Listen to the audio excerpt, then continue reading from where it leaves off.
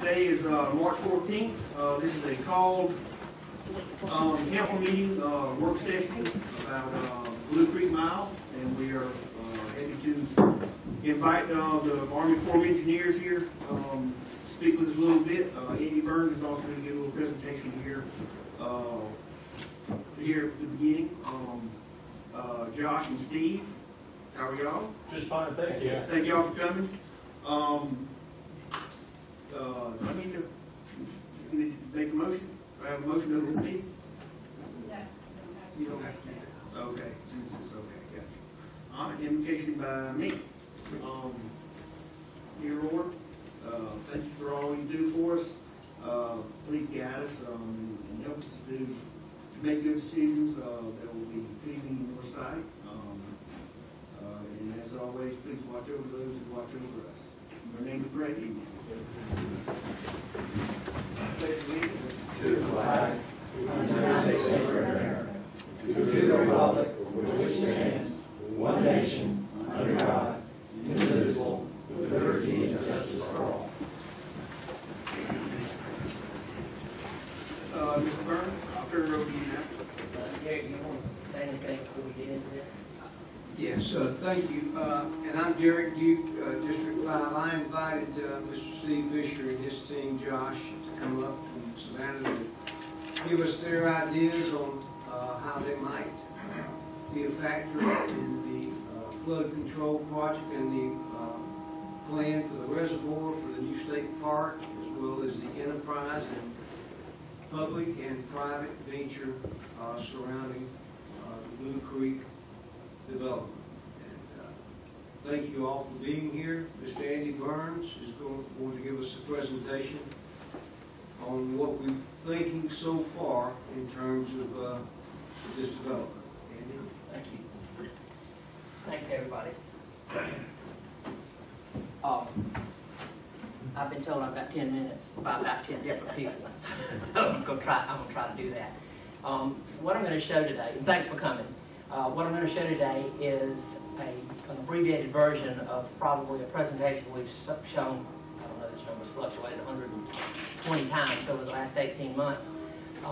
As a lot of things do, this all started off with a dream, and it was a big dream.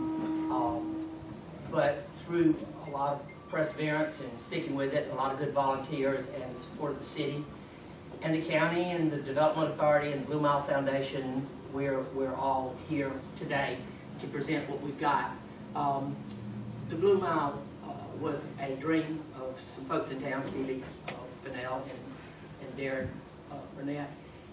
And it runs down South Main Street to try to connect the front entrance of Georgia Southern to the downtown Statesboro. It was a really popular area in the 1950s and 60s when 301 was its heyday. Well, it's not such a beautiful spot these days, and that is the interest to our city. So they started this competition with America's Best Communities, and they won $1 million from that. A lot of publicity from that, a lot of excitement, #3 in the country. But then, as I've said before, it was like the dog that caught the train. They said, oh my God, this is a $50 million project we need to do. What are we going to do with this $1 million? Because the community was saying, come on, get it done. It's time to get it done. So Keely called me one day, and we had done a fairly large mixed-use development out by the hospital called Market District, and said, can you just come and look? And so I did, and we got out to walk down the street, and the first thing you'd look up and see was nothing. From the front end of Georgia Southern looking straight towards downtown, it was just light lines. That's all there was.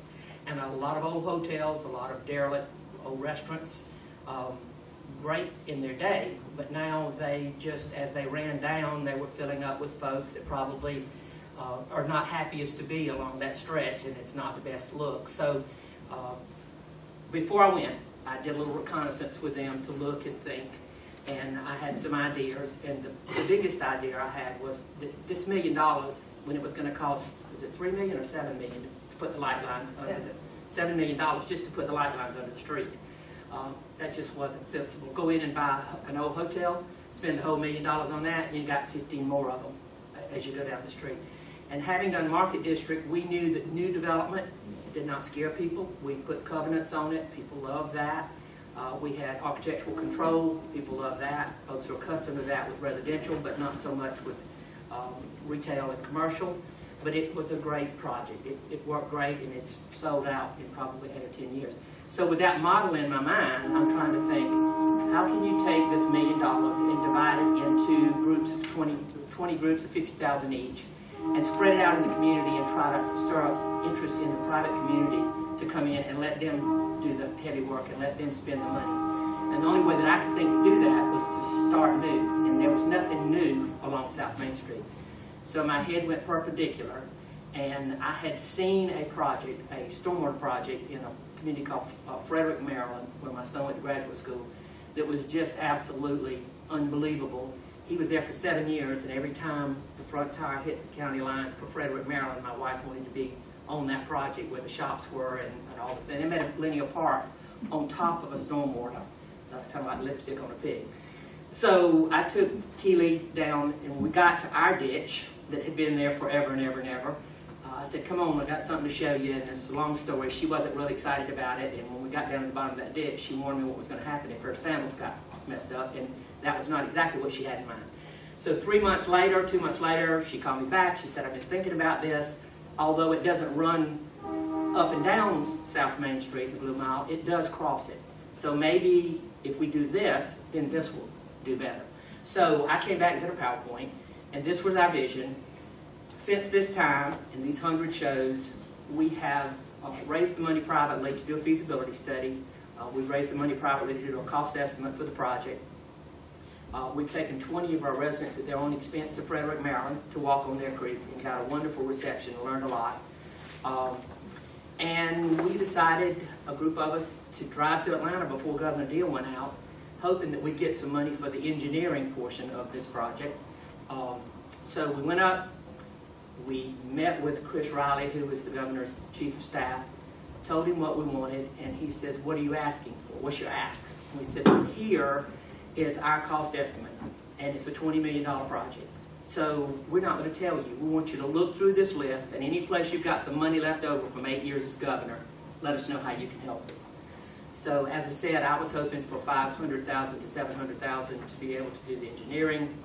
2 hours later, they called us, and they said, we've sorted it out. And we said, what? And they said, well, we're going to give you $5.5 million as a grant to build the lake, and we're going to give you $15 million in a 2% 25-year payback GFA loan to do the stormwater project that's in there. So they funded the whole project in that regard. Now, the loan has to be paid back, as we know.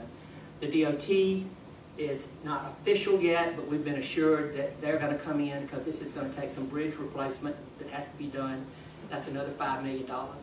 And then there's a section of the project that's the economic engine part of it that we have developed to sell the lots to individual developers along the creek. Nobody in Statesboro ever dreamt that they'd have waterfront property to develop for a commercial deal. But I'm going to show you this, and it's nothing more than a stormwater project on steroids, is what it is. When I presented this to an engineering friend in the very beginning of this project, I tell this over and over, his first response was, this is not the stupidest idea I've ever seen. And I thought that meant great. I mean, from that, that's all I needed. So I'm going to run through this and try to make it in 10 minutes and be glad to answer questions for you. By the way, these are copies of the feasibility study that might help you. And I also have a spiral bound of this presentation that I can give you after it's over.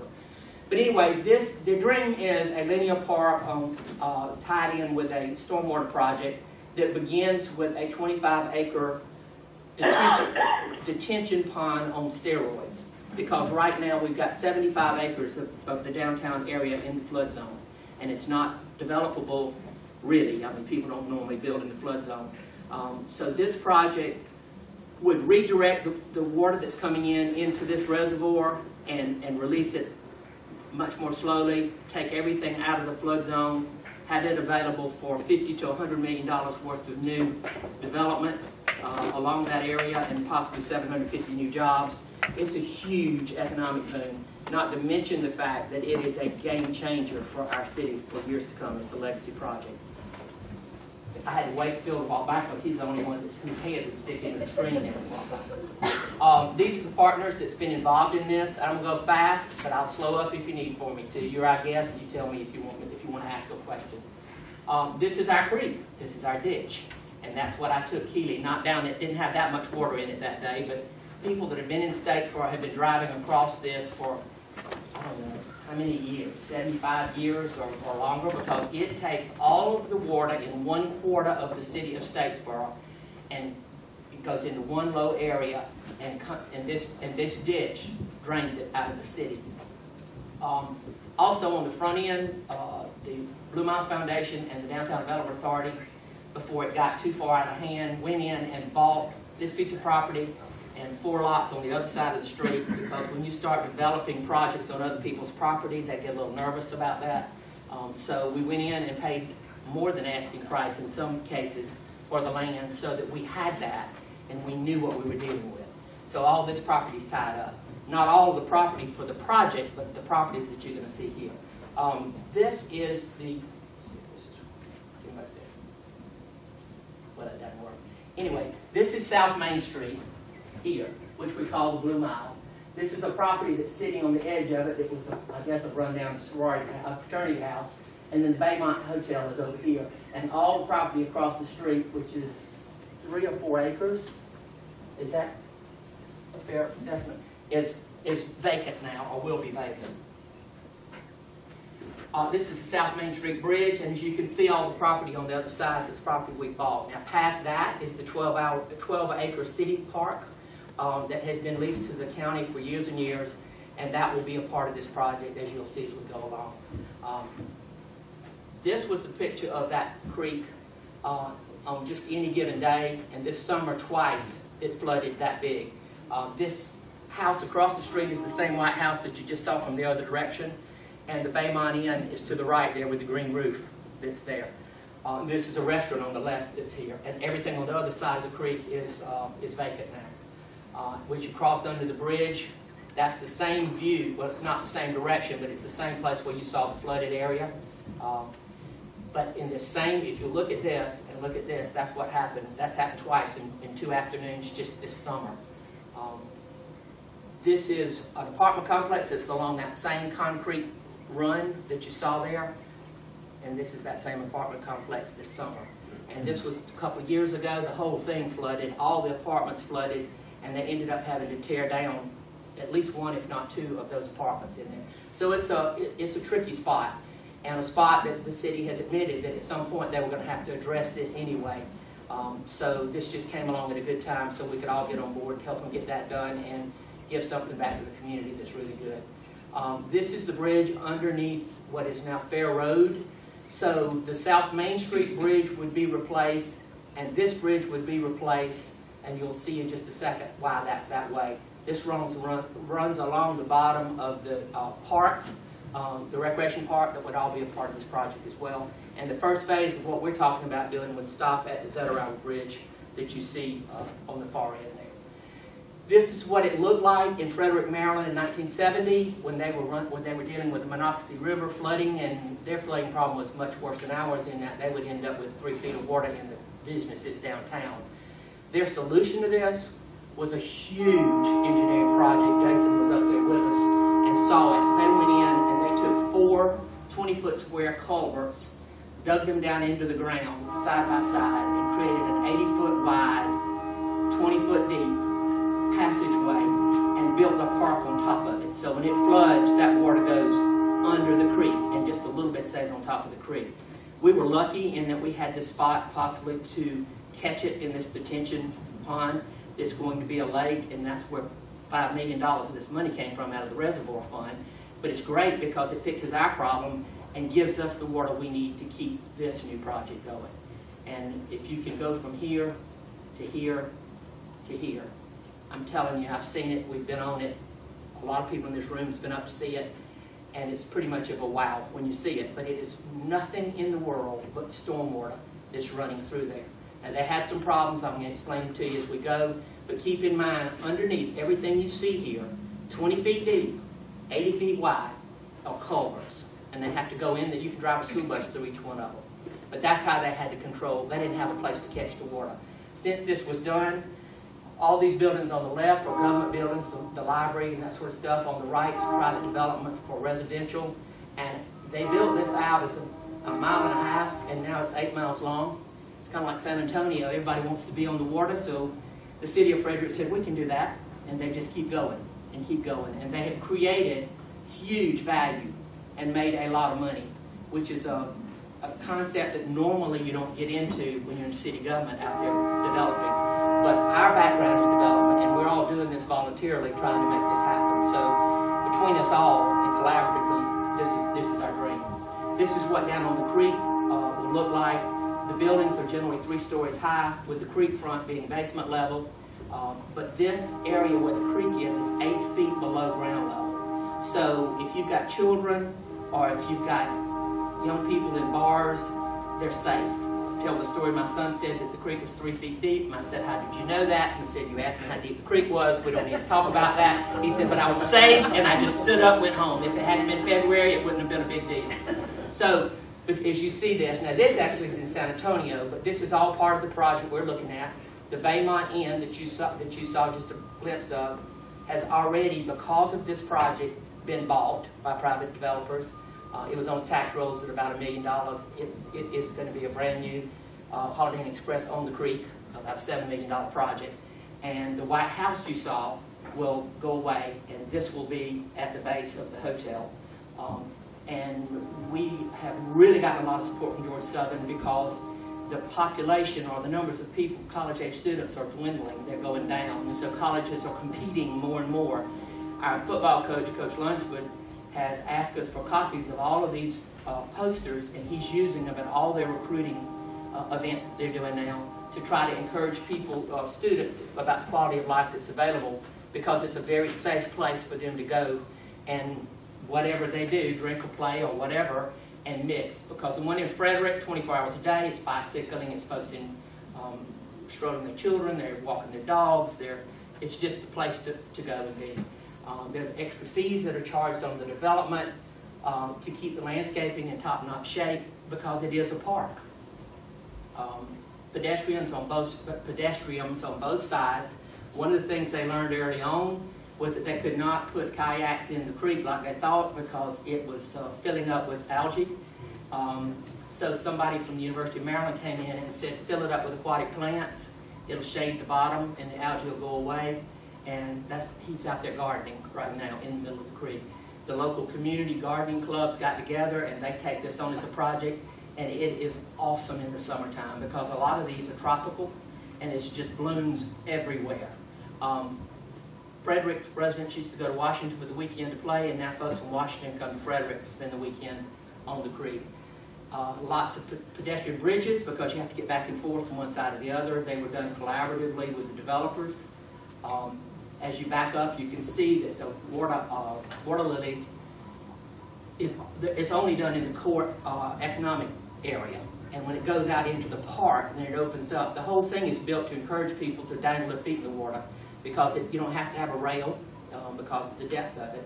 That's a new $35 million mixed-use building that was built there just because the creek, they had to extend the creek to give them a place to build.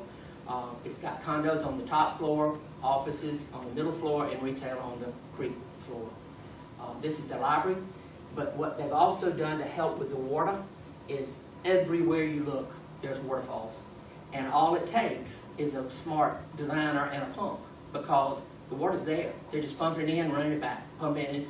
And on a hot summer's day, it's just awesome that it's there like that. The plants, as you can see, they have so much cold, they have to take a lot of this out in the winter. We wouldn't have to do that, but they take them away into a greenhouse and put them back. Just various water fountains, they're all different, but they all serve a purpose, and it's very interactive. Art was a big thing that was considered whenever they were planning this. This bridge, as you can see how all the pedestrian walks under the bridge. When you finally go down onto the park, you don't have to cross the bridges anymore. So that's why children and adults and students, and they're so safe in this environment. But this bridge had a $75,000 budget to put the stone on it. The university there went to the city and said, give us $75,000 and our students will faux paint this bridge for you. Look what they've done. This is a flat concrete wall, and they are so proud of this. Different components of the community play a part in it, and so it has become this is our thing. We're really showing off. And my son was up there right after this was done, and they would brag about it. You can see on this column, that medallion that there's flat. That's about the only way you can really tell that it's not real. Back to art, all through it, we already have a creek commission, and we have a head of the art on the creek department, and they're working very closely with Georgia Southern and the public school system to include these kids in this idea. Now we know we've got a long way to go here, but these are all part of the dream. We're going to have parking for folks who visit the creek, and also for the businesses that are there. This is a parking garage that's just been built in LaGrange, Georgia, which is about the size of Statesboro, just to show we may not start off with double-deck parking or parking for, this is for pay. But one day that's going to happen. And so we've already identified a spot for that to be done. This is put in there just to show you how they just keep going with the creek. You see the trees are smaller.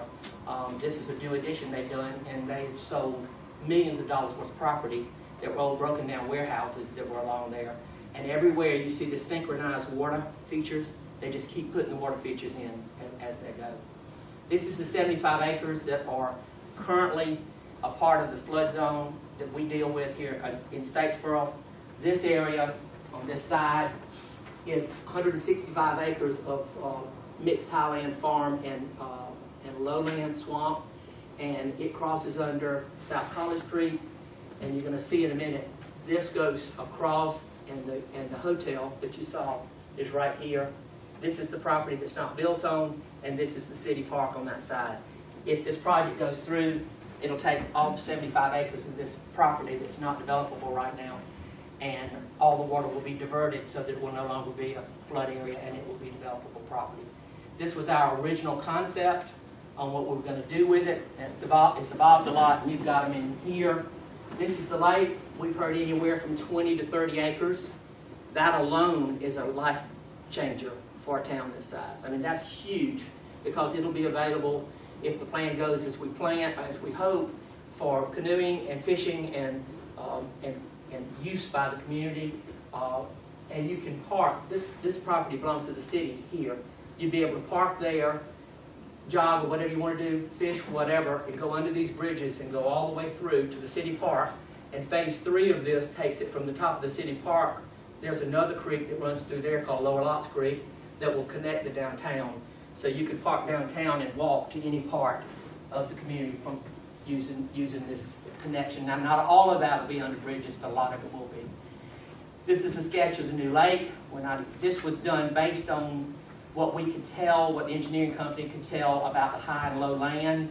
Of course, we've got the two things we deal with. You buy the lower land, and it's less expensive, but then there's some mitigation charges that have to go with that. You buy the upper land, and then keep the lower land for, this is an 8-acre park for school children. I've got a granddaughter who just thinks the swamp's the most magic place she's ever seen. So we would like to put walkways through here so the school children, this is a picnic area, pier for fishing, and all the way around for jogging. And then you come through here, this is a waterfall, and this is when it crosses under and goes into the main part of the new, of the Landon Park. This is the first part of the new development. This is the hotel that you saw that's been sold. This is where the White House is now. This is a shopping center. This is residential. These are 4 new residential lofts with balconies that will be built out over the creek. All of these will be 3 stories high, so even if you're on the creek, if you're up on the main level, there's a balcony you come out on, and then residential with possibly some rooftop gardens as we go along there. This is the hotel I was explaining, and that sign is not really there. I did that with a pen just so y'all know that. But this is the new property, and this is what happens when synergy happens. This is what happens when the community gets excited. This $7 million is being spent and going on the tax roll in this community and available for us to use through private funds because they believe in this project and that this hotel is going to be on this creek. And those kinds of things, it's been amazing to me to hear people say, I want some of this, and I'm willing to spend my money to get it done. So that's the new hotel. It's under construction now, and it will be due to open at the end of the year, before the creek is done. This is what we call the core district. This is where all the economic impact will be. This is where there's 20 lots here and over there, and there'll be three stories high. As I said, the lower lot, each one of these are square footages for the floor plan. The lower properties will lead out on the creek. The middle properties will lead out on the parking lot, and then you've got what's called a second or top floor. We hope will be mostly residential. This is a rendering of what the engineer that's done this work for us, you've got it in the book, shows how to work. You can see the lower properties down here.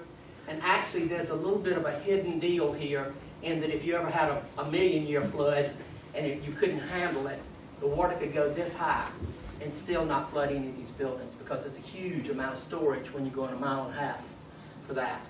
Because there will be some water that needs to be caught after the detention pond, because it rains and goes in there. But all that is covered in this feasibility study.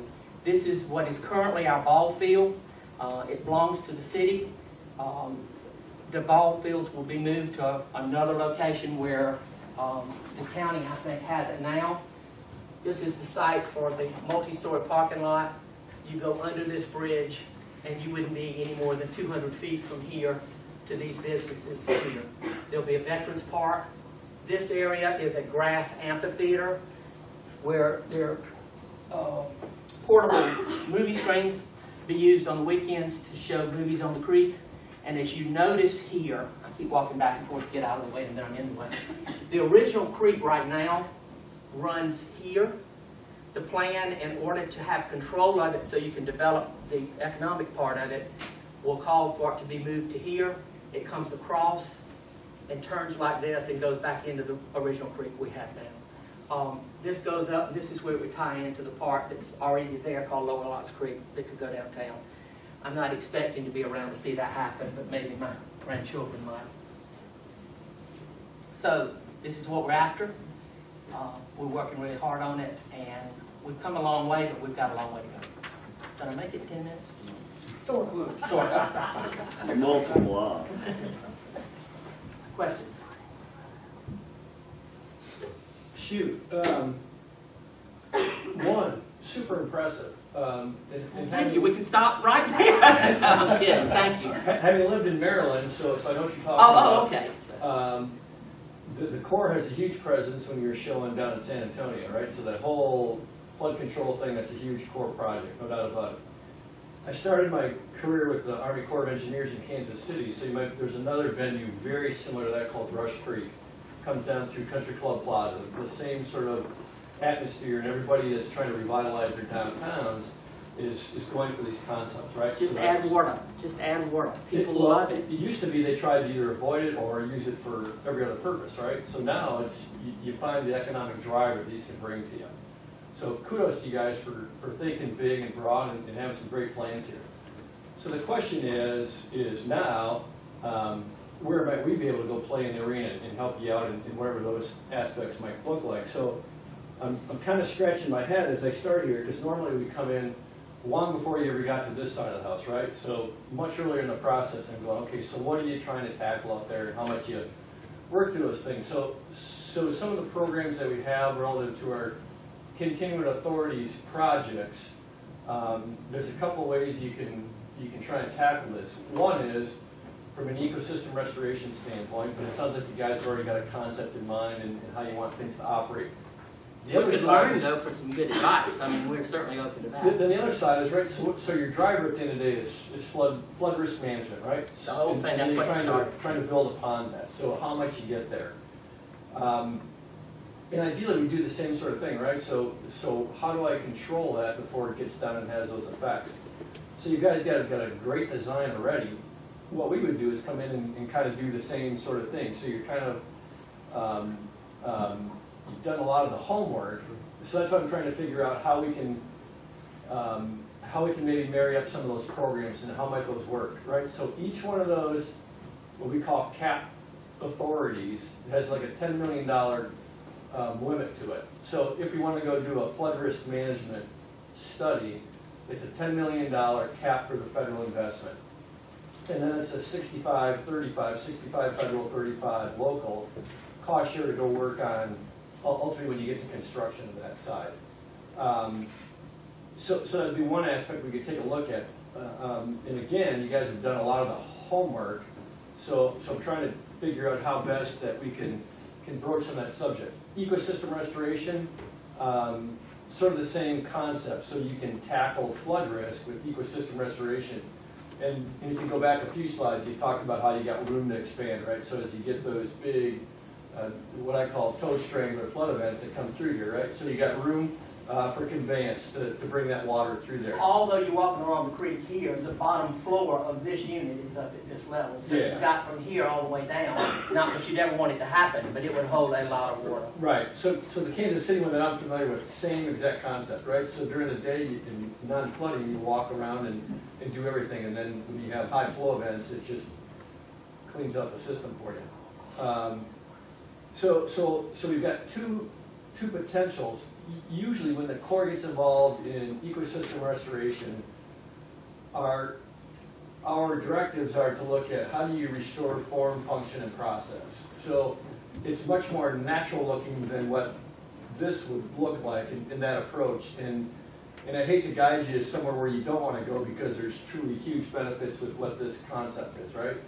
So then I kind of lean back again to the flood risk management side and how we might be able to tackle that and potentially bring some of that to the table. So I'm kind of struggling to figure out, because you have a plan already, how we could use one of those authorities. It's not to say that we can't get creative here, because in the world of planning, that's what we like to do is figure out creative solutions, right? Well, this is going to affect the quality of life for so many people, so no you doubt have about to it. think through all this. But I did put in the back of, I haven't handed it to you, I will, the pictures of this slide deal that shows the portion, when we approached the city about this, we asked them if they would build the creek, just the creek, and possibly the promenade on the side of it. If they would build that, which they've got to have to drain the reservoir, because you got to have a place to go, the private sector would go in and we'd develop these lots and we'd sell them and use that money to build the infrastructure for the park. So it's a lot of people working together.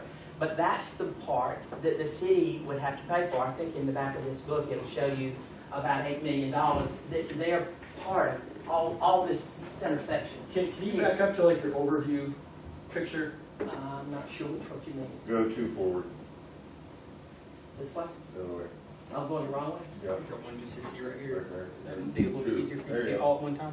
No, actually, I was looking for, so when we have the lake, when you have the whole, Oh, that's Yeah, the one right. that, probably all the way to the front of this, no, right? it's not. It's There you go.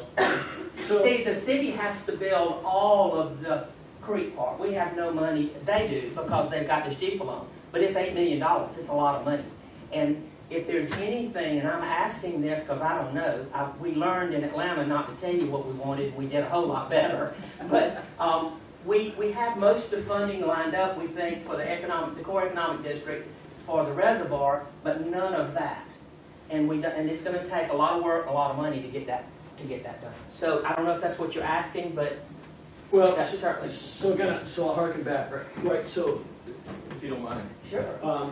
So for example, we could come in here and we take a look at your lake, right? So that's the impetus for your flood risk management, right? Without that, nothing else happens. Correct. So how might you want to operate that? What are the aspects around that? So the other feature that we have is, at the end of the day, we come out with a recommended plan that we call. We also have the ability then, when you have a local sponsor who wants to buy up, right? So if you want to do something in addition to what just that plan is, which is exactly what you have here, right? So at the end of the day, the federal investment may be around, just give an example, right? Could be that. And then if you guys want to do your trails and other features around there, that would be like this locally preferred plan that would go along with it. So we can achieve that federal mission of flood risk management, and then you guys can add in all those other features that you want to. So there's ways to get creative and walk around some of those scenarios. So that's what I'm trying to figure out again, right? So if we'd be fortunate enough to get what we call a Section 205 study, and I'm more than willing to push that forward, I'm thinking that would be our best venue to go that route versus an ecosystem restoration one, just because of how that's being designed. So, but we can get creative. While handling the water is very, very important, the economic core and making this a public park, just having another creek for the water to run out of is not going to change lifestyles and Right. and that sort of stuff. So we have to balance Correct. where that comes through. Correct. And again, so thinking of federal interest here, right? So bringing those to that, and this is what, you know, in our term would be like a regional development, economic development driver. So we look more on the bigger picture and how do I get that federal investment for it, and that is providing the flood control. So that's one way we can tackle that. And I know it appears you guys might have your funds for that. But again, maybe that's just taking some brainstorming to figure out how we might. Well, Look, you got some questions. Well, more of a comment, if I may. You do refer to this as a plan, but we don't have engineering documents for that. We're not at that stage, so this is Okay. still in the idea stage. Concept phase. Concept phase Okay, would so- be more accurate because we don't have engineering drawings yet. I So think that's a great point, right? You have the feasibility study, so like from calculation standpoint. we don't know how big the lake needs These to are all be. We don't know conceptual how things. wide the ditch needs to Right. be. We don't know how deep it needs to be. We don't know how big the culverts need to be. We don't have any of that information. So as far as you guys saying, well, you already have a plan in place, I don't think from your perspective we have a plan in place. Because Okay. if you don't know how big the pipes are, you don't have a plan in place. Right. So that being said, I think there's a lot that you could offer us Okay. as far as, you know, where does that creek need to go? Do we have it in the right place? Does it need to curve to handle some of the water? Does it need to be straight? You know, some of the bigger macro kind of flooding issues that you guys deal with all over the country, we absolutely 100% could use them. And again, we haven't even finished the RFP to hire the engineer, so we're still at a fairly early stage for you guys to jump in and Okay. be very productive. Well, it's good. That's very helpful. So thank you for that clarification. So in simplistic terms, right? So what we also call a feasibility study. That's how we initiate moving on to the construction ultimately. So what that would be is the first $100,000 just to do the feasibility phase is entirely federal money. If there's anything above that $100,000 to get to that, then it's a 50-50 cost share. So just to talk some round numbers. And then if we move that down into construction, then that's a 65-35 cost share, up to $10 million federal. So it's $13.3 million project. Right. Right, so there's different venues. You just need to look at what your grant funds are, if there's any strings attached to it. Sometimes you can even use other federal loans. It all just depends on what that language is that's associated with that. So, and even your, in a lot of studies, it can be in-kind services too, so it's not like it's got to be 35%'s got to be cash. It can be other services that you provide. And We can dig a ditch, we can put it in the sidewalk, whatever. yeah, exactly, those kind of things, right? So there's ways to help get to yourself to that match that's a whole lot easier than some people think. So, well, thank you. So, just kind of building upon that, right? So, and it's simple. I think it's simple, right? So all it is, and Josh, thank you for passing out. So we provided you guys a brochure that talks about our continuing authorities programs that we have out there. The nice thing is about that, and Mr. Duke and I had talked on the telephone, it was sort of kind of gauging where you think the cost is with the study. Because we have that cap, and that's a constant authority that Congress appropriates every year, so it's easy to be able to get into that aspect. It's just competing nationally in talking the significance of your project. So that becomes us working with you guys, and it looks like you did an awful lot of work to do a lot of the behind-the-scenes discussion. So all it takes then is just a letter of intent. There's no commitment behind it. In fact, there's an example letter in that brochure there. So it's a simple one-page letter saying, hey, we think we've got a project out here that probably fits in your cap section 205, so we'd just like to sit down and talk with you about it. And then that we take back, and Josh works through with our division headquarters, and it's just to get some simple seed money then to go, all right, so what do we think this might look like? What do we think the cost might be? How long do we think this study will take? And then we work through that process, and then the next step is then you write what we would call a feasibility report as well.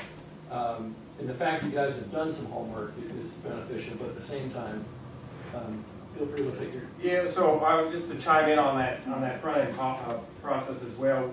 You know, when we do receive that LOI and we formulate a team and we mobilize those individuals, part of that also is determine the federal interest. I'm not so sure, so I want to stress that point, right? So you know, like we're stressing here, I mean, this is an amazing concept, and I believe that there is potentially federal interest, but that's part of that front end screening tool.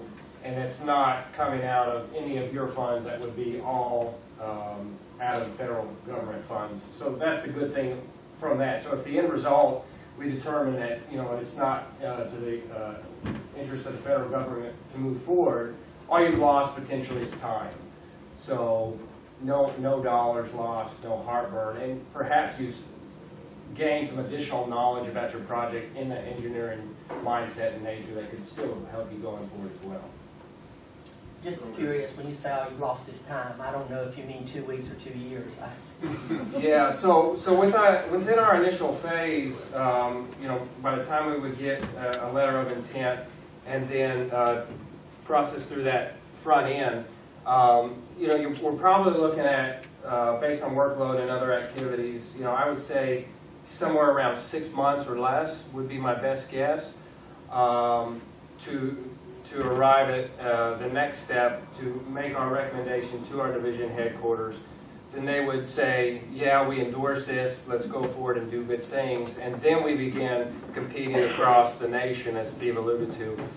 There's a big head scratcher from a time standpoint. You know, it's dependent upon the criticality, right? And so it's a racking and stacking process. You know, how high will this rank and compete in across the nation? And so part of that is you all working with us so that we can understand and then adequately quantify that and then report it accordingly. What are the factors that determine the competitiveness? In other words, you know, for CDBG grants, it's you know, impact on poverty or that kind of thing. So what are those determining factors? Is it size of the floodplain? Is it, you know, what are those factors that rank you at the top? See what I'm saying?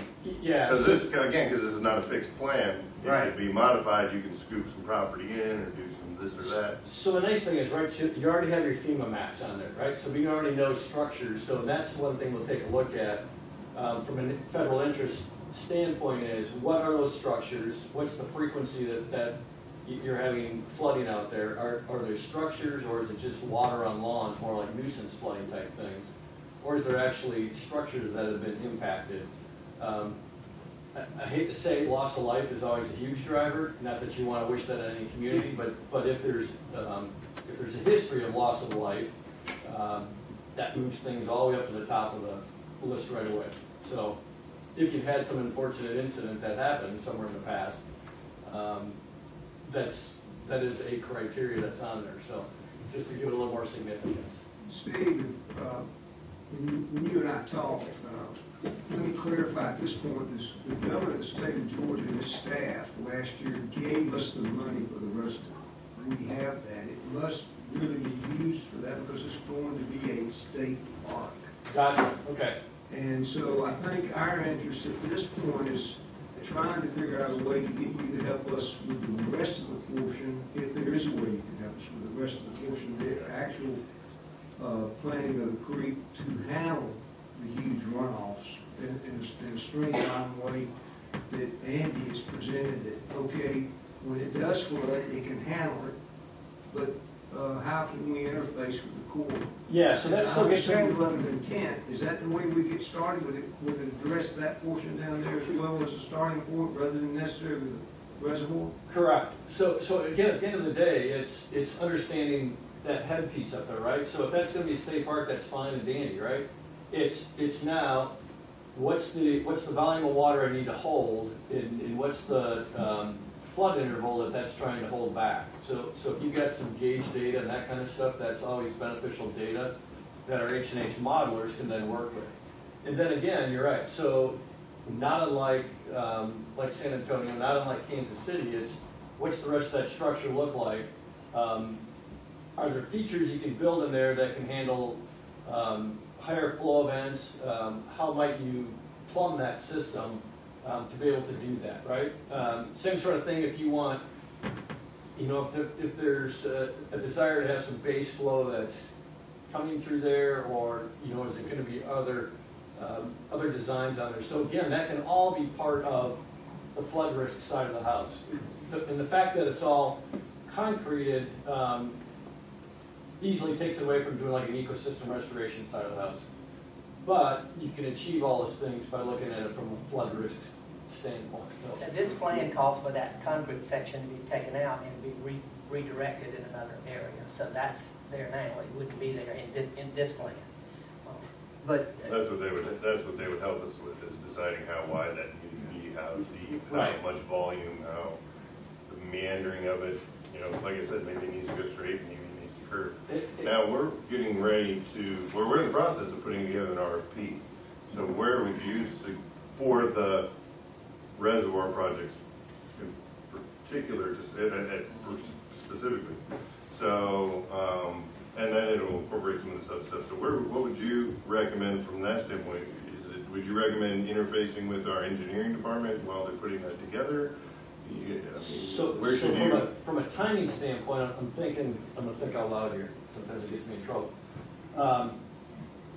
So work in kind that happens after we sign an agreement has value. If there's work you're doing up front, it's usually not looked on as like work in kind. It's like they're already going to do it. So from a timing standpoint, I know what your driver is to do that, but if we can work the process here a little bit, and if you're not in that big of a hurry to put that RFP out there, potentially, then when you bring on that firm, you can potentially claim some of that as work in kind as well. I see. So just stretch our dollars even further. Correct. So just a thought there. Should have had another thought there. Getting back to where Josh was going as well. And again, we could get all the way through the feasibility phase, produce a document for you, and then take a look at what costs are, and then you guys could decide at the end of the day whether you think that was, you know, it's worthy, whether you think the solution is something you can go tackle on your own, or you find another funding source or whatever, or you can look at that and go, now that 65-30 split, I'm willing to continue on and go forward with it. So at the end of the day, you'll have a document that describes what that solution might look like. And you can do whatever you want with it at the end of the day. In other words, you could do your feasibility study and then say, you know what, this doesn't really satisfy that Corps of Engineers 65-35 project, but it's still a project you guys could do for economic development. Correct. So, okay. So we could, it sounds like it'd be a good idea to bring you on at this process and then work together and until you guys make a feasibility study, and then at that point, it'll be a fork in the road. Either we'll keep going with you or we'll, right. or we'll start digging into that Jeep loan. That's usually who we meet. That's usually the folks that we meet with first anyway. So. Right? The engineers? Yep. Oh, yeah. Yeah, we see that. So just to be sure I understand, and everybody else might have gotten this, if what we'd be looking at doing is looking at something from the end of the reservoir, because that's taken care of, on out down, and you may or may not be able to help us with that, but you wouldn't know that until you did the feasibility study on it. Is that right? So as Josh mentioned, the first step is right to get to that title interest. So if you think you've already got that reservoir sized, We you know don't. what you No, need. it's We not. don't. No. So I think you've got plans for what you might want to do around it. So again, if I'm thinking it's, you start at the size of that reservoir to figure out what's truly what you need, and then how do you want to release the flows out of there. And if that's a retention, detention, however that concept might look, and then how do you continue that down and look at, I'm assuming you got some good GIS layers already, and so we can figure out what additional inflows might come into here and that kind of data that would be important to assessing. Just thinking out loud the same way and strategizing, I mean, so I think essentially what I hear you say, Steve, is keep it broad, right? And so, you know, when they draft their LOI, think in larger terms, you know, should what, I think you said 204 earlier, but should we only look at within an LOI, have one LOI for section 204, or should we have, 205, excuse me, thank you. Should we only have that, you know, an LOI for 205, or should we also look at another one as well? Because you're suggesting that the reservoir, now this is a reservoir, not a lake or a state park, it's a water Yep. reservoir. That's what the money from the state. Kind of stay- That could be also federal interest, and therefore there could be a partnership to expand it or do other things that maybe the state can't afford to do or doesn't, we don't have money for. Is that what you're suggesting? Well, That is possible, it could fit in either category, so leave it broad for now, just to see what the money is. Phil, I think he said that we don't really know how big or how deep. That's, oh, I know that for sure already. Yeah, I think that's, is that, am I right, Jason, is that what you picked up on? No, what he's suggesting is you got environmental and you got flood. Those are the two big correct. Two big pools missionaries. of money in here, yeah. Right. And so you're suggesting writing a letter of intent to leave both of those options open as opposed to just saying floodplain or scope it out. Well, I think Is that right? the reality is you don't know and you want to be broad, nor do you want to box yourself in That's okay. to any situation. So I think the broader you are in your language, then the more opportunity that we can evaluate to make a determination where it would fit in. So you could write it and say we have a flood risk concern that you might be able to address either with a 205 or a 206 project. And then we can kind of look at it a little bit more from there and then figure out what might be the easiest way to go tackle things. So just a thought. Jason, you got an idea? You're shaking your head over there and you nodding. You know what he's talking about. He's the engineer, so. Perfect. At the end of the day, we'll leave you our business card, so don't feel like you're going to be hanging there. You can always give us a call. We can walk through this. Greatly appreciate it. I'm scribbling with it.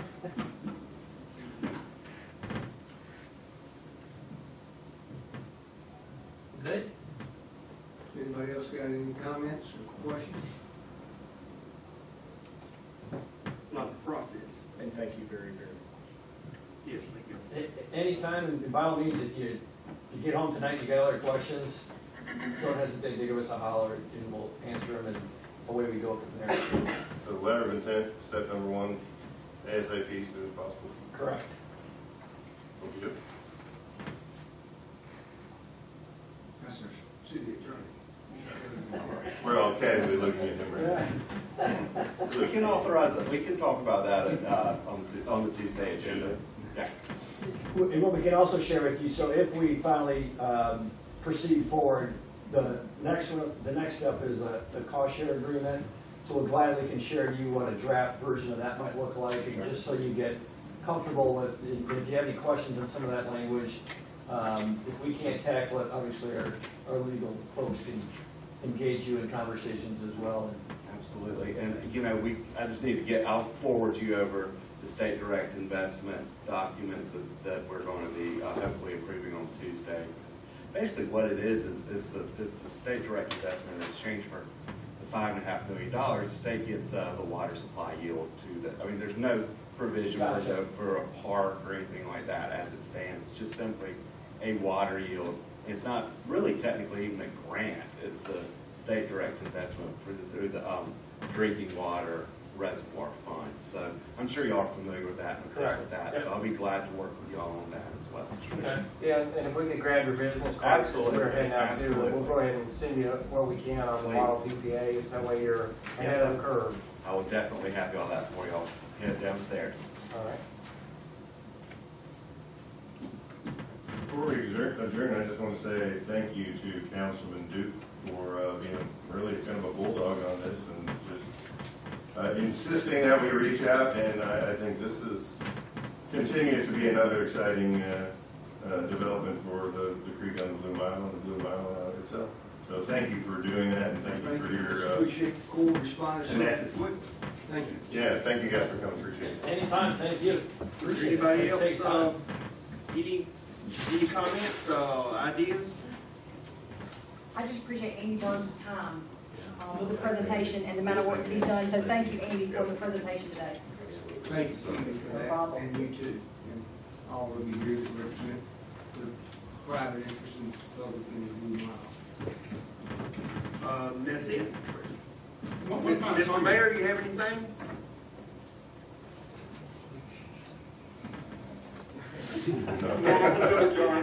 Okay. Sam. One comment, I appreciate the engineers coming here and also thinking out loud, very informative, appreciate it. Thank you very much. If nothing else, meeting adjourned. Thank you for coming.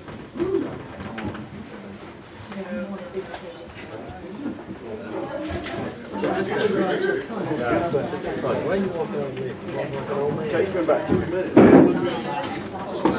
First, I just sit, I'm old right here on this camera. But he's a handsome man too. Let's get that in there. Youthful, intelligent, brilliant.